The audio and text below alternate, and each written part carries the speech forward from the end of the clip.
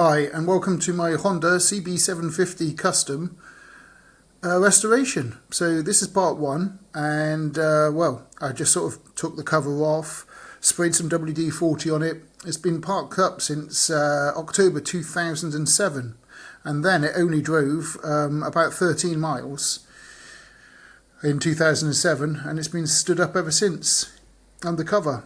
So it's got a bit rusty, so taking it apart a bit and sprayed some WD-40 everywhere, soaking it in, filled up the tank with Red X, put it on the reserve, so hopefully that Red X will soak down into the carbs, freeing stuff up. Topped it up with some oil, hopefully that will free up some parts inside the engine. Sprayed some WD-40 on the chain as well, letting that soak in. Hopefully ready for taking to the garage and having a look at. The forks were off for a while. I've just sort of bolted them back on. They're not ready to drive on the road or anything. The tank's off. Bought a new battery.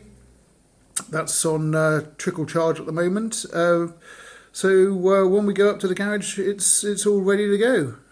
Hopefully it will be back on the road soon. I'll post another video when we get a bit further on. Thanks for watching.